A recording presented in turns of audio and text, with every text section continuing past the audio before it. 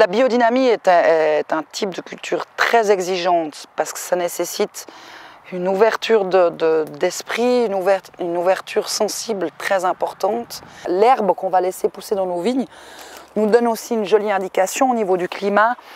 Mais ça veut dire effectivement observer, pas que ma vigne, que mon raisin. Ça veut dire observer mon herbe, sentir comment le sol réagit sous mes pieds. Et tout ça va me déterminer comment soigner ma vigne et éventuellement quel moment venir sur la vendange.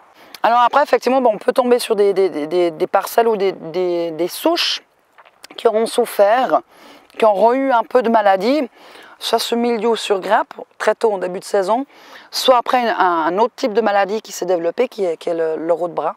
Ce que je perds, je l'ai gagné avec le travail que j'ai effectué sur les années précédentes. La vigne, maintenant, ça fait 9 ans qu'elle est en biodynamie. Elle commence à me donner vraiment plus de rendement, tout en gardant une certaine qualité qui est capitale pour le type de vin que je veux faire. Maintenant, c'est sûr qu'une récolte qui n'est pas mûre, on peut la vendanger et puis travailler en jour fruit, mais une récolte qui n'est pas mûre, le vin sera sur cette impression de raisin pas mûr. Donc c'est pas magique non plus. Alors là, je vais cueillir des raisins à l'aveugle, en haut et en bas de la grappe, de façon à avoir autant les épaules que le cul de la grappe, de façon à avoir les différentes maturités.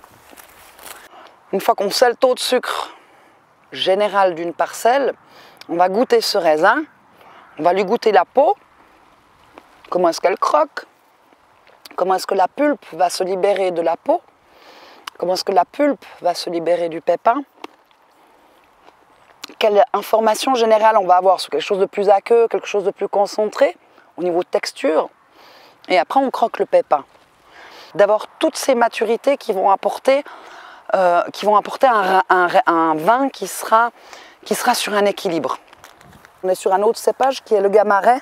Là on est presque sur du caviar, on est sur du gros caviar. C'est une vigne qui a eu de la peine à s'adapter à la biodynamie. Réellement les résultats, je les ai vus à partir de 7 ans.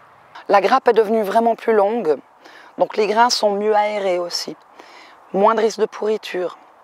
Je sais que je ne vais pas être pressée par l'état sanitaire, que c'est vraiment la maturité de la peau, du pépin, de la pulpe qui vont me déclencher la vendange. Et ça, c'est du luxe. Si on veut des fermentations qui sont plutôt plus chaudes et très rapides, on va travailler plutôt sur une lune montante, par exemple. Vraiment pour donner cette impulsion-là. Si on veut quelque chose de plus profond, de plus long, qui sera quelque chose peut-être de plus terrestre, de plus tellurique, on va travailler sur une lune descendante. Après, on va donner une autre impulsion qui seront les jours fruits ou les jours racines, par exemple pour un rouge. Ou le jour fruit, voilà, on va donner une impulsion plutôt fruitée, plutôt sur ce fruit frais, sur cette aromatique-là, et on va travailler plutôt sur peut-être un jour racine, si on veut quelque chose d'un peu plus profond, d'un peu plus tannique.